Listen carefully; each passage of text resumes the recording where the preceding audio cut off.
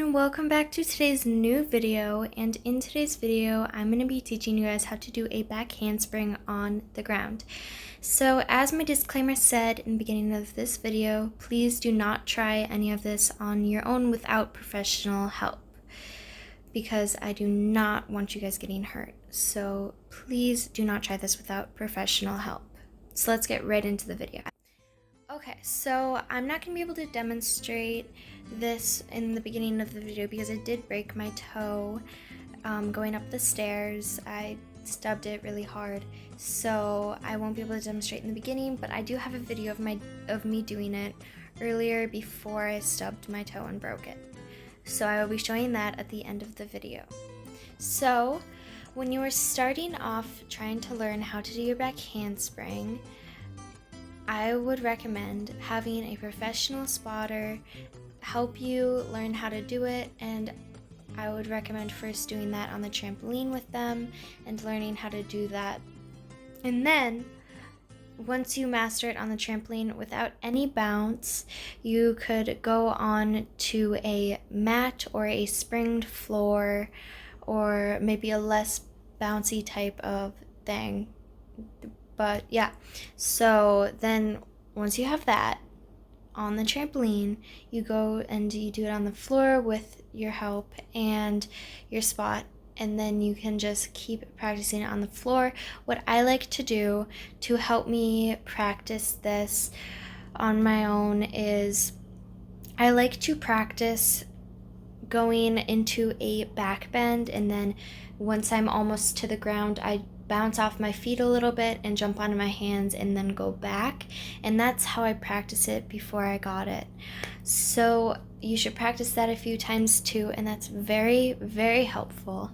And you should probably have your back bend, and what I like to do a lot is before I get into it, I like to bounce my hands on the ground a few times, but not too hard so you're not hurting your wrists. But I like to basically go like this on the ground, so it's like boom, boom, boom. And I do that a few times with both my hands just to get used to the little bounce that will go off your hands, but don't do it too hard because I do not want you getting hurt. So after you have gotten used to that feeling, I would take a break and then come back to it a little bit later, just so you're not overworking yourself all at once, because this takes time to get. And yeah, so now after you've rested, gotten water, you come back to it, and now you should practice with your spot, doing the back handspring a few times, get some water, and keep hydrated because this will take a lot of energy out of you. Take breaks, and it's just really helpful. And you can even practice your back walkover with this, and then maybe with your back walkover and out going into landing with both feet out of your back walkover. And after you have that, you can keep practicing more and more with your spot, and then eventually, after doing that a long time, if you have it on your own, that's amazing, and it'll be so fun for you guys, because I know it's so fun to have tricks like that to do.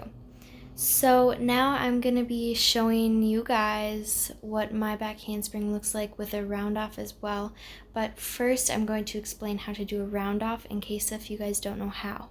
So it's pretty simple. If you know how to do a cartwheel, you are pretty much good to go, because it's basically a cartwheel, but you bring both your legs together and land with both your feet on the ground, and it gives you a little bit of an extra bounce, and then you go into your back handspring.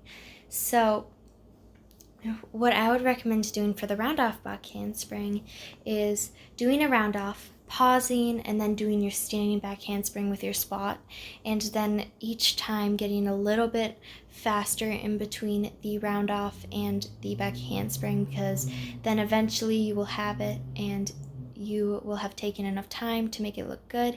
And when you do the back handspring, you should try to keep your legs as close together as possible so it looks good, because if your legs are out here, it's going to look floppy and not very good.